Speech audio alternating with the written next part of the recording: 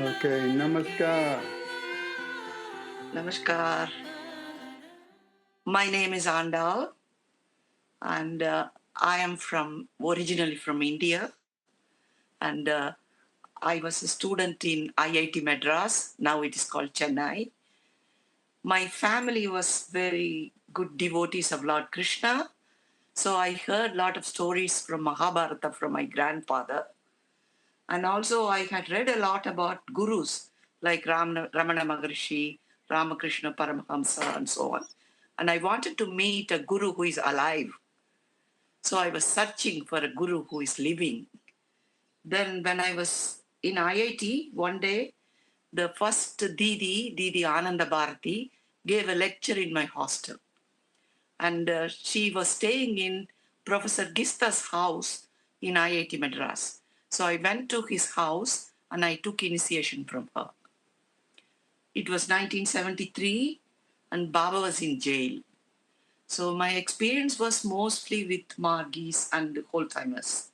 I used to attend weekly Dharma Chakra, as we call collective meditation, in Dr. Gista's house and in Goenka's house in Chennai and also in the ashram. So I came to know about Anandamarg in Chennai, and we were a very active group of people there. We used to do wall writing, hold placards in front of the governor's house, and we used to do prachar. So we were very active in Chennai. 1975, I completed my studies and went to Coimbatore, and I was teaching in a college called Coimbatore Institute of Technology, where I first met some students. One of them was Chit Krishnananda. He got initiated at Coimbatore, and we were a very good, active group of people. And that time, Anand Marg was a banned organization. So all the Margis were arrested and put in jail. So I couldn't see Baba during that time, but we were very active in Coimbatore. In 1978, I had the opportunity to go and see Baba. Acharya Nigmananji said, you can visit Baba in jail. If you come to Calcutta and wait there, I'll come and accompany you to Patna. So I went to Patna, and with Baba's PA Ramanand Avadut and Nigmananji, I went to jail to have my first darshan of Baba. When I went into his room, he was lying on his cot and he was wearing a white dhoti. That's like a lungi, house clothes, and a t-shirt. And he looked very bright, but he looked very young, like a young boy, because he had been fasting for a long time. He looked very small. And I felt very sorry to see him like that. And there was a policeman standing at the door. So he was writing instructions on a slate and showing it to Ramanand Avadut. So Ramanand Avadut was sitting next to Baba's head. Nigmanand was sitting in the middle, and I was sitting at Baba's feet. And Baba was, saying something, talking, and he encouraged me to say something about Coimbatore because he knew I came from Coimbatore. And he was asking, how are the margis? How is the prachar? So I said, the prachar is going well. Many people are getting initiated, and margis are doing well. Then he was very happy, and I was there for about 20 minutes. Uh, I, I, I was it was new to me seeing Baba the first time. So I don't think I thought anything, or I was just looking at him and feeling the love. Like I felt that he showed so much love, and I was just sitting at his feet. And after 20 minutes, nearly 20 minutes, Baba asked me, he had a bottle of sugar candy under his bed. He wanted to give me prasad. So he said, he took it out and he was about to give it to me. So I put out my one hand, my right hand, to receive it. He said, no, put both your hands. So I put both my hands and gave me the sugar candy in both my hands. And then he said, you eat, and then you take it to the margis in Coimbatore also. So that was what he said to me then.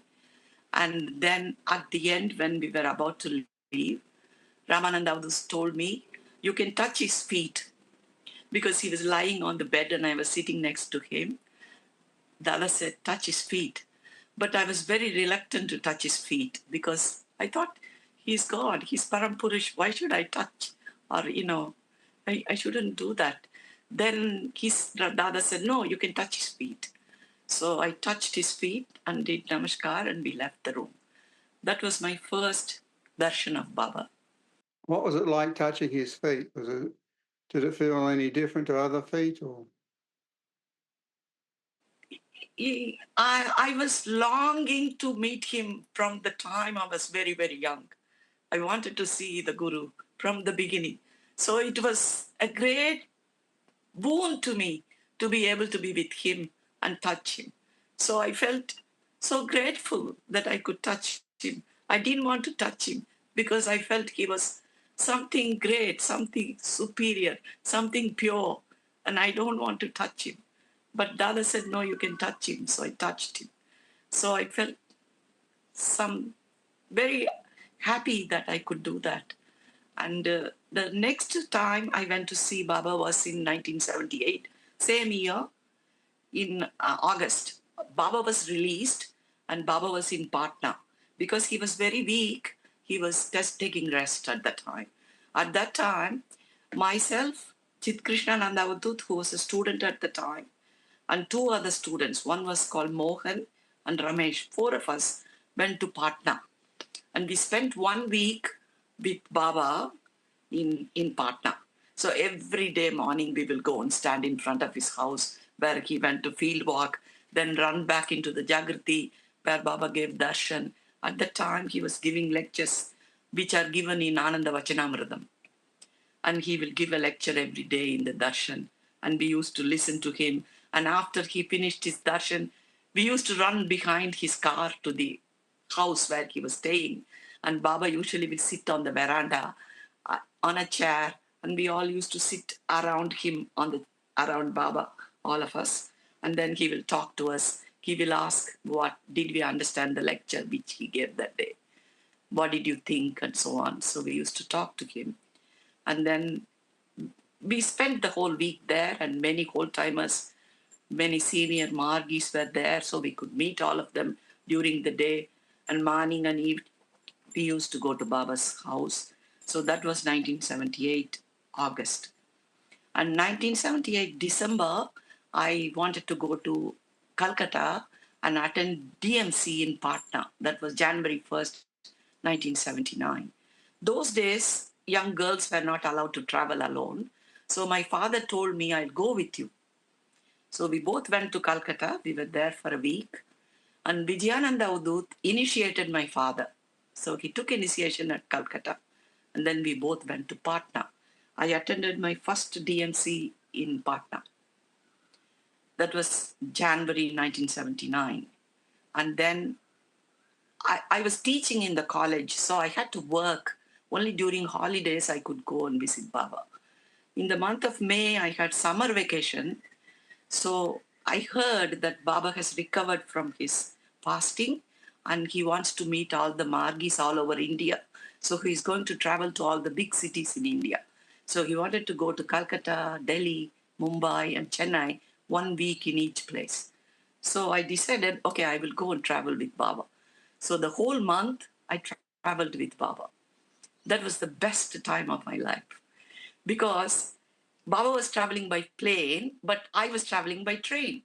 And some of the senior dadas were all traveling by train, like Shraddhananji, Keshwananji, Divyarupananji, all these dadas who were working for the organization will go from one city to the other by train. So I always had company and I traveled everywhere. So beautiful. I met so many margis all over India. Everywhere I stayed mostly with margis in their houses. And at Delhi, I remember I used to stay in the margis house, but there was no food. So every morning after a shower and a meditation, go to Baba's house where Baba was staying and sit there. And after Baba has his meal, the leftover food, they'll come and give it to us. That's what I used to wait for, the prasad. Every time I used to receive some food that Baba was eating. So I knew what Baba ate that day. So I was spending so much time with Baba that whole month. the month of May in 1979. And then I think I attended many DMCs that year, 1979 and beginning of 1980. I attended something like 12 DMCs. And I was so close to Baba. It was not like Baba is something God or Guru or anything. It was like he was the closest to me. He was most dear to me. And I realized that when I was traveling with him for 4 weeks, from Calcutta to Delhi, Delhi to Mumbai, Mumbai to Chennai. And Baba gave me certain experiences also, which I'll tell in a minute. I felt so close to him. And 1979, I got married in Coimbatore. Baba came to DMC in Coimbatore and we got married. He blessed both of us in Coimbatore. Actually, Baba spoke to me about him and he spoke to him about me, sort of indirectly. And so sort of he organized our marriage, I felt. Yeah, I married Dharani, and he was from Mysore. He was from a different religion, different language, very different family. So we had a lot of opposition those days, and some people thought it was a crime that I'm going and marrying like this and things like that, because Anand Marg was a banned organization for some time. But Baba encouraged us, and so it was fine because Baba was there, and we got married in 1979 November, and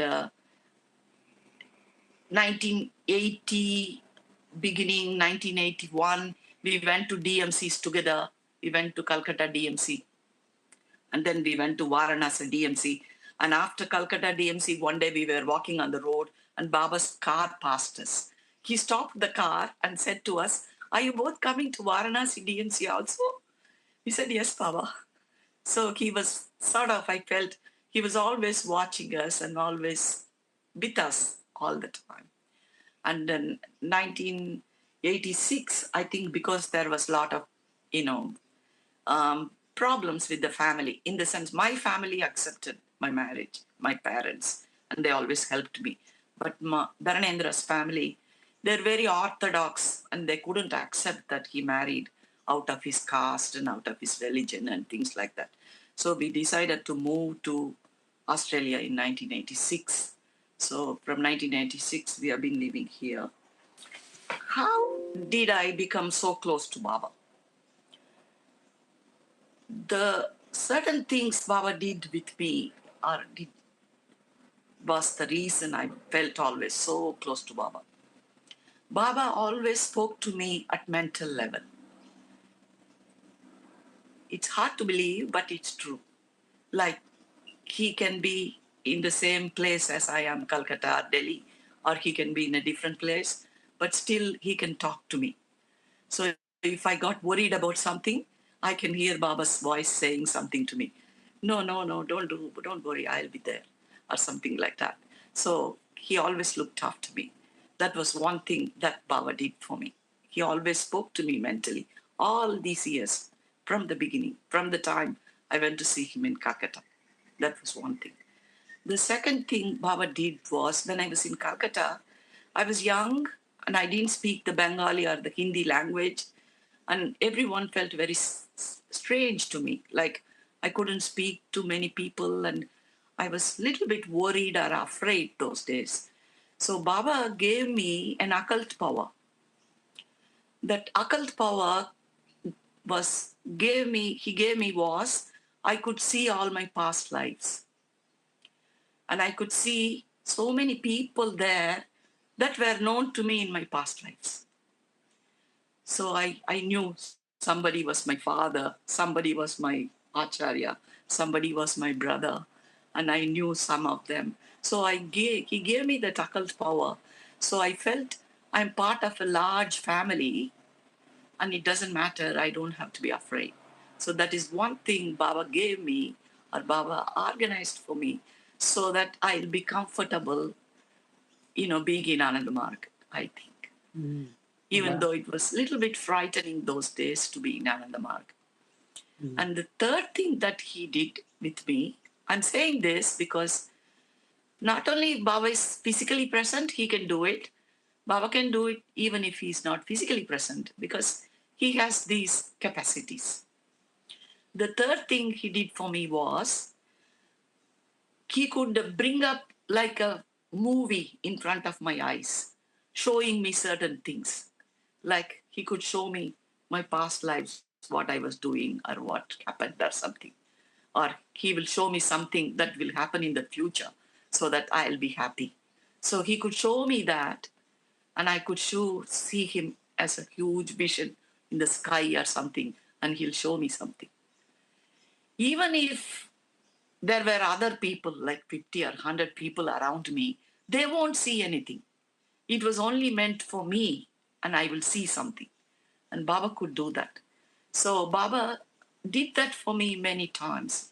He encouraged me when I was little bit doubtful or little bit some suffering, worried because his family didn't accept me, and I didn't have much money in the beginning to start with, and I was pregnant. I couldn't work anymore, so I was worrying, what am I going to do?